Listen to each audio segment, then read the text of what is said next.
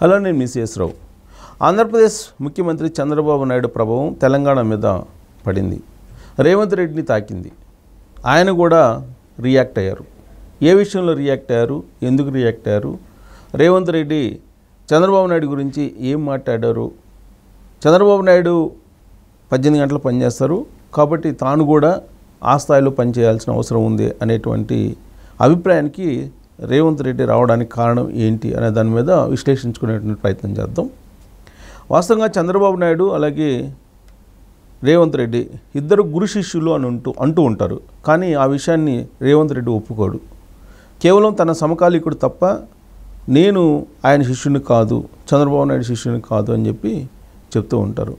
At the same time Chandrababu Naidu తెలంగాణలో చేసినటువంటి అభివృద్ధి గురించి ఆయన బాహాటంగానే చెప్తూ ఉంటాడు. చంద్రబాబు నాయుడు తయారు చేసినటువంటి 2020 విజన్ కారణంగానే హైదరాబాద్ అభివృద్ధి చెందింది.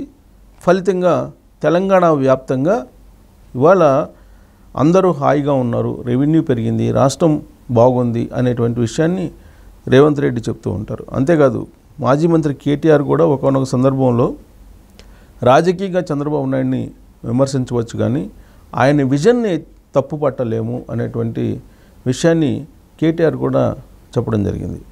అయితే ఇప్పుడు తాజాగా రేవంత్ రెడ్డి అధికారులతో ఐఏఎస్లు, ఐపీఎస్లు, ఇతర ఉన్నతాధికారులతోటి సమీక్షించినటువంటి సందర్భంగా ఇప్పుడు తనకు పెద్ద ఛాలెంజ్ వచ్చింది అనేటువంటి విషయాన్ని ప్రస్తావించారు.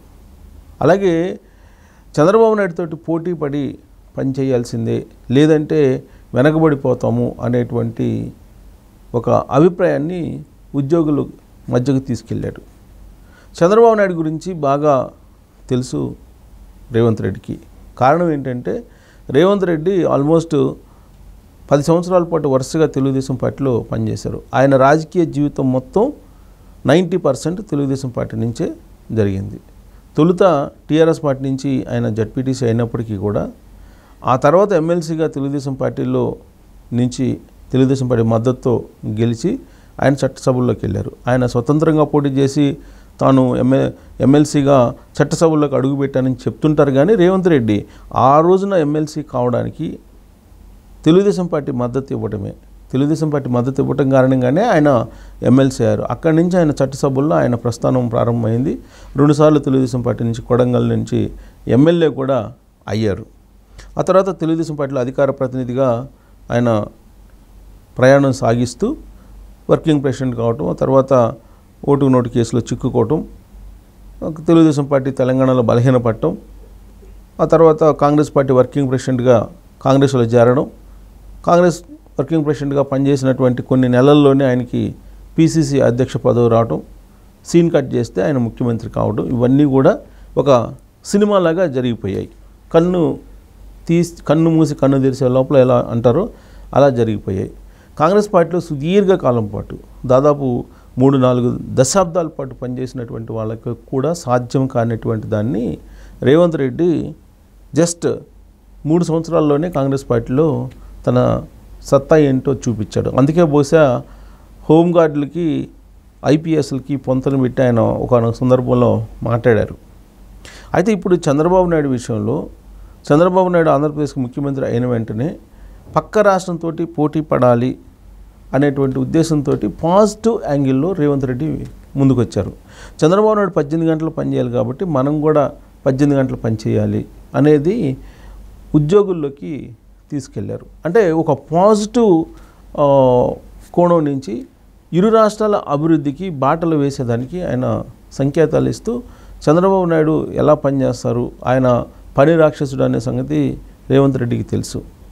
తర్వాత రివ్యూ మీటింగ్లు కానీ, ఆయన విజన్ కానీ, అధికారులను పరుగు పెట్టించేటువంటి పద్ధతి కానీ, ఇవన్నీ కూడా రేవంత్ రెడ్డికి బాగా తెలుసు. అందుకే ముందుగానే అప్రమత్తం అయ్యాడు రేవంత్ రెడ్డి కూడా. తెలంగాణలో కూడా అధికారులను పరుగు పెట్టించాలి, 18 గంటల పాటు పని చేయించాలి, పని చెయ్యాలి అనేటువంటి ఒక మైండ్ సెట్ని తీసుకొచ్చే ప్రయత్నం చేస్తున్నాడు రేవంత్ రెడ్డి. లేదంటే వెనకబడిపోయేటువంటి అవకాశం ఉంది అనేటువంటి అభిప్రాయం కూడా ఉండొచ్చు ఆయనకి. ఎందుకంటే చంద్రబాబు నాయుడు గురించి తెలుసు కాబట్టి. పైగా చంద్రబాబు నాయుడు ముఖ్యమంత్రి అయ్యారు, ప్రమాణ స్వీకారం అయిపోయిందనగానే రియల్ ఎస్టేట్ అమాంతం పెరిగింది ఆంధ్రప్రదేశ్లో. గజం 15,000 రూపాయలు ఉండేది, ఇవాళ 50,000 రూపాయలకి వెళ్ళిపోయింది. దాని ప్రభావం ఇప్పుడు తెలంగాణ మీద పడింది. తెలంగాణలో ఇవాళ మార్కెట్ సాచురేటెడ్ స్టేజ్లో ఉన్నప్పటికీ ఉంది, కానీ ట్రాన్సాక్షన్ జరగట్లేదు. దాని ఫలితంగా రిజిస్ట్రేషన్ ఛార్జెస్ పడిపోతున్నాయి. రిజిస్ట్రేషన్ ఛార్జెస్ వచ్చేటువంటి అవకాశం లేదు. ఆదాయం రిజిస్ట్రేషన్ శాఖకి వచ్చేటువంటి పరిస్థితి లేదు. దాని ప్రభావం తెలంగాణ ప్రభుత్వం మీద పడుతుంది. అయితే ఒకటి, రేవంత్ రెడ్డి ఎంచుకున్నటువంటి పద్ధతి ఏదైతే ఉందో, చంద్రబాబు నాయుడు తోటి పోటీ పడి మనం పనిచేయాలి అనేటువంటి ఒక దిశానిర్దేశం ఏదైతే ఇచ్చారో అది పాజిటివ్ యాంగిల్లో 2 రాష్ట్రాలు అభివృద్ధి చెందాలి. మన తెలుగు రాష్ట్రాలు 2 కలిసి పాజిటివ్ యాంగిల్లో అభివృద్ధి ఫలాలను అందుకోవాలి అనేటువంటి యాంగిల్లో ఇప్పుడు రేవంత్ రెడ్డి ఒక దిశానిర్దేశం ఇచ్చారు అధికారులకి. కానీ కేసీఆర్ ముఖ్యమంత్రిగా ఉన్నప్పుడు చేసినటువంటి కుట్ర ఆంధ్రప్రదేశ్కి ఇప్పుడు ప్రస్తావించుకోవాలి. ఈ విషయాన్ని కేసీఆరే ఇండైరెక్ట్గా చెప్పాడు. అమరావతి ప్రాజెక్టు పడిపోయిన కారణంగా తెలంగాణ అభివృద్ధి చెందిందని. అంటే చంద్రబాబు నాయుడు తోటి పరిగెత్తలేక జగన్మోహన్ రెడ్డి అనేటువంటి ఒక నాయకుడిని క్రియేట్ చేసి అక్కడ అతన్ని ముఖ్యమంత్రిని చేసి ఆంధ్రప్రదేశ్కి వెన్నుపోటు పొడిచాడు కేసీఆర్. అమరావతి ప్రాజెక్టు అక్కడ కూలిపోయింది కాబట్టి ఇక్కడ తెలంగాణలో రేట్లు పెరిగాయని చెప్పి హరీష్ రావు అన్నాడు, కేటీఆర్ అన్నాడు, కేసీఆర్ అన్నాడు. అంటే వాళ్ళు ఆడినటువంటి రాజకీయ గేమ్ ఏంటి అని అంటే నెగిటివ్ పాలిటిక్స్ గేమ్ ఆడారు వాళ్ళు. ఒక కాంపిటీషన్లో ఇద్దరు పరిగెత్తుతున్నప్పుడు గెలవడానికి అవతల వ్యక్తి కాళ్ళకి అడ్డం పెట్టి అతన్ని పడగొట్టడం కాదు, అతనితో పాటు పరిగెత్తి నువ్వు గెలిస్తే అది నిజమైనటువంటి గెలుపు. కానీ కేసీఆర్ చేసింది అక్కడ ఆంధ్రప్రదేశ్ని భ్రష్టు పట్టించేటువంటి దానికి కుట్ర పన్నాడు. అందుకే రేవంత్ రెడ్డి చాలాసార్లు చెప్తుంటాడు, కాకతీయ సామ్రాజ్యం కూలిపోవడానికి ఆ రోజున పద్మనాయకులు కారణము. రెడ్డి రాజులు సామంతరాజులుగా ఉన్నంత వరకు కాకతీయ సామ్రాజ్యం వెలిగిపోయింది అనేటువంటి విషయాన్ని రేవంత్ రెడ్డి అనేక సందర్భాల్లో ప్రస్తావిస్తూ ఉంటుంటారు. కాబట్టి అన్ఫెయిర్ గేమ్ ఆటంలో కల్లగుంట ఫ్యామిలీ ముందుంటుంది. ప్రాంతీయ తత్వాన్ని, సెంటిమెంట్ని రెచ్చగొట్టి రాజకీయాలు చేయాలనుకొని చేసి 10 సంవత్సరాల పాటు లబ్ధి పొందారు. తెలంగాణ సమాజం పూర్తి స్థాయిలో తెలుసుకునే లోపల లక్షల కోట్ల రూపాయలు కొల్లగొట్టేశారు. సేమ్ అదే ఆంధ్రప్రదేశ్లో కూడా జరిగింది. ఇదే కేసీఆర్ ప్రతిష్ఠించినటువంటి జగన్మోహన్ రెడ్డి 5 సంవత్సరాల్లోనే ఆంధ్రప్రదేశ్ని కంప్లీట్గా డిజాస్టర్ చేసేసారు. సో కాబట్టి అన్ఫెయిర్ గేమ్ అటు జగన్మోహన్ రెడ్డి ఇటు కేసీఆర్ ఇద్దరు ఆడారు.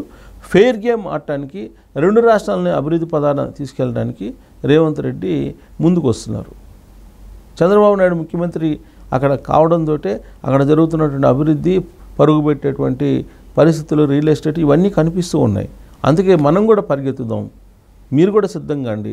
చంద్రబాబు నాయుడు 18 గంటలు పనిచేస్తాడు, తాను కూడా 18 గంటలు పనిచేయడానికి సిద్ధంగా ఉన్నాను, మీరు కూడా తనతోటి రమ్మంటున్నాడు. అంటే అధికారులని మీరు కూడా నాతోటి రండి అని చెప్పి దిశానిర్దేశం రేవంత్ రెడ్డి చేస్తూ ఉన్నారని అంటే ఒక పాజిటివ్ యాంగిల్లో 2 రాష్ట్రాలకి మంచి జరిగేలా రేవంత్ రెడ్డి ఒక సంకేతం పంపించారని చెప్పి అనుకోవచ్చు.